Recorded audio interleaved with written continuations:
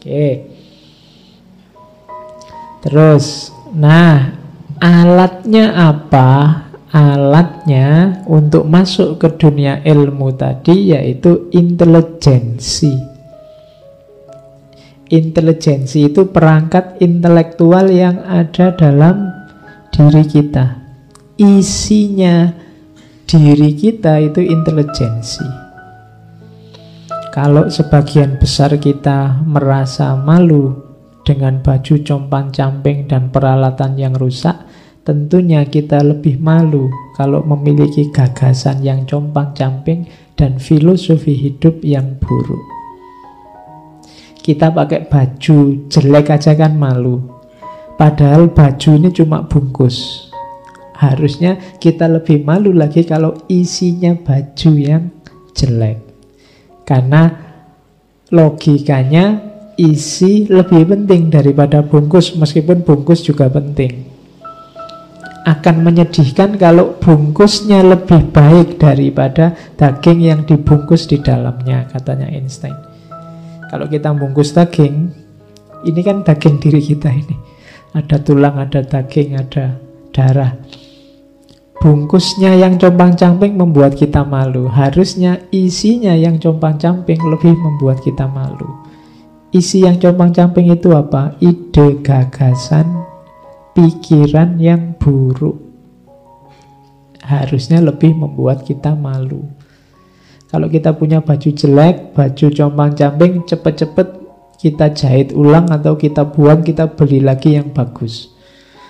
Berarti kalau kita punya pikiran, punya gagasan yang compang-camping, ya cepet-cepet diganti dengan gagasan yang baik. Meskipun demikian, nasihatnya Einstein, tetap kita harus hati-hati. Kita harus hati-hati untuk tidak menjadikan intelek kita sebagai Tuhan. Tentu saja ia punya kekuatan, namun tidak punya kepribadian. Ini lanjutannya. Kalau alat intelek kita sudah bagus, sekarang ada lagi yang lebih dalam yang harus lebih bagus. Apa? Kepribadian. Karena sekuat-kuatnya intelek, intelijensi, kalau kepribadiannya rusak, dia akan jadi alat untuk melahirkan kerusakan. Jadi orang yang menomorsatukan intelijensi, intelek, atau menomorsatukan ini kayak mempertuhankan. Orang yang mempertuhankan intelek, dia mengundang bahaya. Kenapa? Intelek itu kuat, tapi dia juga bungkus dari kepribadian. Kalau tidak hati-hati, nanti kalau kepribadiannya rusak, intelek tadi kamu pakai untuk merusak.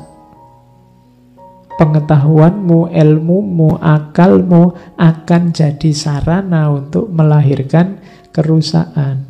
Kenapa? Ya karena dia memang mungkin disetir oleh kepribadian. Makanya orang jahat kok pinter, itu lebih menyusahkan. Mending jahat yang tidak terlalu pinter lah, yang pakai jaket, pakai jin robek-robek terus di jalan-jalan gitu, lebih gampang. Tapi kalau jahat kok pinter, itu kita akan lebih sulit mengatasinya. Kenapa? Intelijensinya luar biasa tapi kepribadiannya rusak. Maka tadi ya, yang fisik dibungkus oleh yang batin dibungkus oleh kepribadian. Kalau baju rusak kita gelisah, harusnya intelijensi rusak, kita lebih gelisah. Apalagi kepribadian rusak, kita harusnya tambah gelisah. Dan ini jarang disadari oleh manusia. Manusia itu punya intelijensi lengkap, tapi jarang yang memanfaatkannya secara optimal. Makanya 2 kalimat terakhir itu sindirannya Einstein. Intelligent life on other planet, ini kan orang sering bahas UFO, makhluk cerdas di luar angkasa, di macam-macam. Yang dikejar-kejar tidak ketemu-ketemu sampai hari ini. Kita nyari makhluk intelijen di luar bumi. Katanya Einstein, I'm not even sure there is on earth. Kok jauh-jauh nyari keluar angkasa? Di bumi aja aku susah nyari makhluk intelijen itu. Manusia itu malas mikir sudah. Hidup sakarepe dhewe. Ngapain kita capek-capek ngejar UFO, ngejar makhluk luar angkasa yang cerdas, yang punya peradaban tinggi. Kita nyari di kalangan kita sendiri aja sudah langka. Jadi aku ragu-ragu. Yang kedua juga sindiran. Two things are infinite, the universe and human stupidity.